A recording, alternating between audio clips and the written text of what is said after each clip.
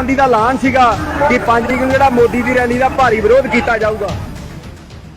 अरे बेवकूफो, जो कहते हैं मोदी डर कर लौट आए वो ये नहीं जानते कि 5 मिनट और रुक जाते तो क्या से क्या हो जाता। ट्रिगर पर उंगली आ ही गई थी। 1 मिनट में 2600 राउंड फायर। गांव में पित्तल भर देती इन कमांडोज की ऑटोमेटिक गन। प्रदर्शन जीवी के सिर से पांव तक इतने छेद हो जाते कि कंफ्यूज हो जाते सांस कहां से ले, और बाकी तो आप खुद ही समझदार हैं।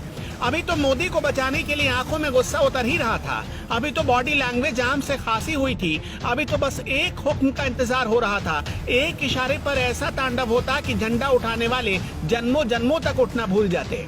पंजाब से मोदी डर कर वापस नहीं आए। मोदी नहीं आते तो क्या होता जान लीजिए। दुनिया के सबसे घातक हथियारों से लैस मोदी के एसपीजी कमांडोज को देखिए।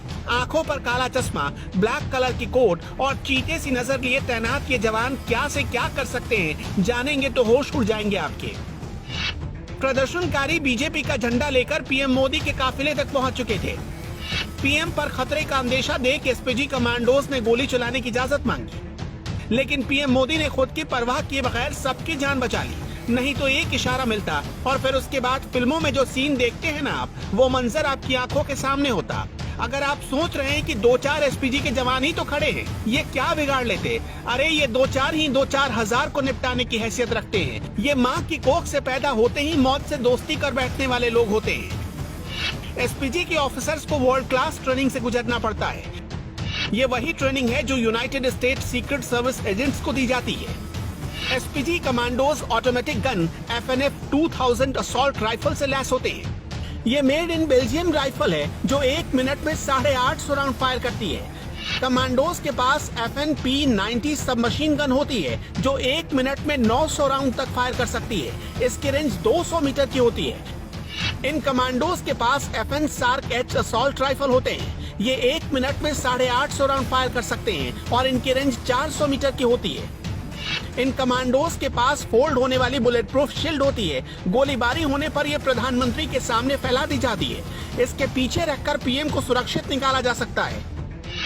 कमांडोज के पास ग्लोक 17 नाम की एक पिस्टल होती है।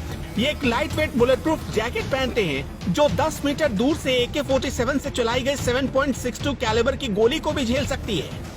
इसका मतलब हुआ कि पीएम मोदी को एक खरोच भी नहीं आने वाली थी, लेकिन उनको छूने की गुस्ताखी करने वाला जिंदा भी बचता या नहीं, इसकी गारंटी नहीं थी।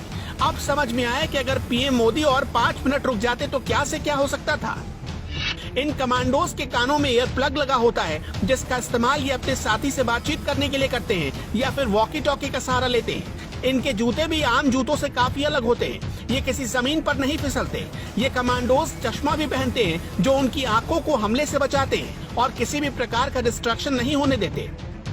पीएम की सुरक्षा में कई जगहों पर तमाम घेरों में 1000 से ज्यादा एसपीजी कमांडोज तैनात रहते हैं। इन कमांडोज को भारतीय सेना और पुलिस बल से चुना जाता है। इन्हें विशेष ट्रेनिंग दी जाती है। ड्राइवर से लेकर निजी बॉडीगार्ड तक एसपीजी के ही होते हैं। इन्हें चेहरे पर किसी भी तरह के भाव दिखाने की मनाही होती है। पीएम ने खुद भी रिस्क लेते हुए कोई आदेश नहीं दिया। शायद प्रधानमंत्री ने ही वहाँ की स्थिति को तुरंत भांप लिया था, वरना उसके बाद उनके एक फैसले से क्या हो सकता था। झंडा उठाने वाले चवन्नी गिनते रह जाते।